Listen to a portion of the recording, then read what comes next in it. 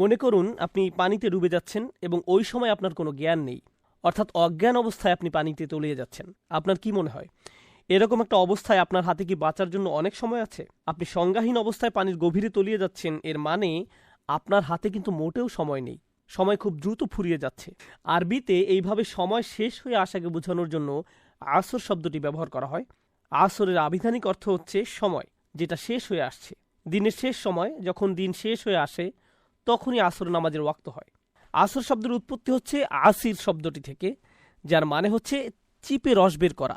সময় যেটা হাতের ফাঁক দিয়ে চলে যাচ্ছে। আমরা ভেজা কাপড় শুকাতে দেওয়ার আগে 2 হাত দিয়ে মুচড়িয়ে যেভাবে পানি বের করি, আসর শব্দটি এ ধরনের অর্থ বোঝাতেই ব্যবহার করা হয়। তার মানে এখানে আল্লাহ এমন একটা মুহূর্তের কথা বর্ণনা করেছেন যখন আপনি সংজ্ঞাহীন অবস্থায় পানিতে ডুবে যাচ্ছেন এবং আপনার সময় শেষ হয়ে আসছে। এমন অবস্থায় বেঁচে থাকতে হলে আপনাকে সর্বপ্রথম কোন কাজটা করতে হবে? বেঁচে থাকার আশা করতে হলে কোন জিনিসটা আপনার একেবারে শুরুতে দরকার? কি মনে হয়? জ্ঞান ফিরে আসা?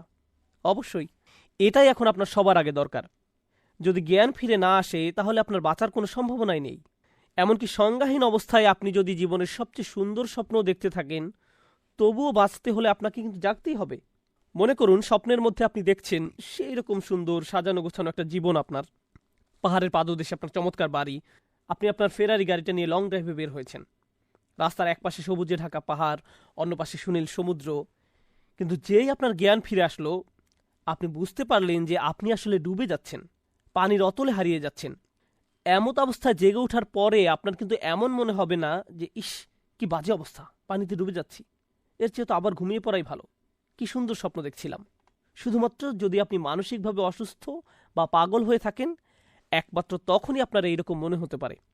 অথবা কার যদি বাস্তবতাকে মেনে নেওয়ার মতো সাহস না থাকে, সে এইরকম করতে পারে। কারণ তাদের কাছে বাস্তবতা এতই কঠিন মনে হয় যে তারা জেগে ওঠার পরও আবার ঘুমিয়ে যাওয়াকে ভালো মনে করে। এই ধরনের লোক যারা ডুবে যাওয়ার সময় হুঁশ ফিরে আসার পরেও পরিস্থিতি খারাপ দেখে জোর করে ঘুমিয়ে থাকে, তারা কি তাদের খারাপ পরিণতির জন্য অন্য কাউকে দায়ী করতে পারবে? পারবে না। শুধুমাত্র নিজেই নিজেকে এর জন্য দায়ী করা ছাড়া আর কিছুই তারা করতে পারবে না। যাই হোক, স্বাভাবিকভাবে ধরে নেই যে হুঁশ ফিরে আসার পর সে যখন দেখল যে অবস্থা খুব খারাপ, সে ডুবে যাচ্ছে, তখন সে আর ঘুমালো না। কিন্তু এরপরে সে কি করবে? এমন একটা অবস্থায় আপনি কি করতেন? হাত পা সব কিছু নাড়িয়ে চেষ্টা করতেন না পানির উপরে উঠতে? যদি সাঁতার নাও জানেন তারপরও তো চেষ্টা করতেন, কি করতেন না?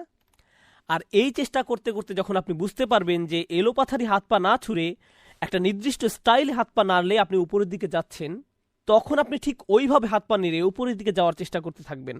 তার মানে বাঁচার জন্য সর্বপ্রথম আপনাকে বেহুশ অবস্থা থেকে জেগে উঠতে হবে, এরপরে সাঁতার কেটে উপরের দিকে যেতে হবে, অথবা অন্য কোনো উপায় হলেও উপরের দিকে যাওয়ার চেষ্টা করতে হবে।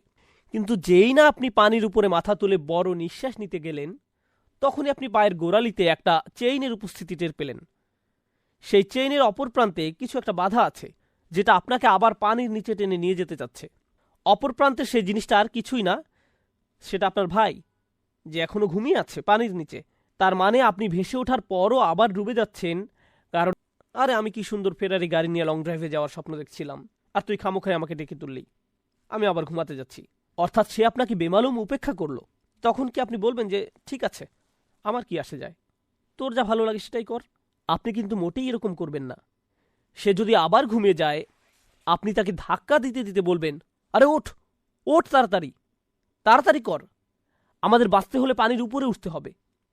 এইভাবে থাকলে চলবে না। এইভাবে যতক্ষণ পর্যন্ত না সে ঘুম থেকে উঠে বলবে আচ্ছা ঠিক আছে বল কি করতে হবে, ততক্ষণ পর্যন্ত আপনি চেষ্টা করবেন তাকে ঘুম থেকে তোলার। তারপর আপনারা দুইজনে একসাথে সাঁতার কেটে পানির উপরে ভেসে উঠলেন। কিন্তু ওঠার পরে বুঝতে পারলেন যে এইবার অন্য আরেকজন আপনাদের দুইজনকে আবার পানির নিচে টানছে। সেটা হতে পারে আপনার বাবা মা, দাদা নানা, বোন বা ছেলে মেয়ে কিংবা প্রতিবেশী। আর এভাবে এই সমস্ত প্রক্রিয়াটা বারবার চলতে থাকবে। তার মানে বাঁচার জন্য একজন মানুষকে 4টি ধাপ পার হতে হবে। সবার আগে তার নিজেকে ঘুম থেকে উঠতে হবে, এরপরে সাঁতার কেটে উপরে যাওয়ার চেষ্টা করতে হবে, এবং একই সময় তার পরিচিত অন্যদেরকেও, যাদের সাথে সে বন্ধনে জড়িত, তাদেরকে ঘুম থেকে উঠাতে হবে, তাদেরকে বাস্তবতা বুঝাতে হবে। এইভাবে চলতে চলতে গ্রুপের একজন যদি বলে যে ভাই আমি আর পারছি, আপনি ভালো কাজও করেন, আপনি মানুষকে সত্যের পথেও রাখছেন, কিন্তু আপনার সবর নেই, তার মানে এত কিছুর পরও আপনি ঠিকই ডুবে যাবেন। অর্থাৎ ক্ষতির হাত থেকে বেঁচে থাকতে হলে আপনাকে 4টি শর্তের সবগুলোই পূরণ করতে হবে। প্রতিটি শর্তই সমানভাবে গুরুত্বপূর্ণ এবং একটির সাথে অন্যটি ক্রমানুসারে সংযুক্ত, যেটা এই সূরাতে অত্যন্ত সুন্দরভাবে ফুটিয়ে তোলা হয়েছে।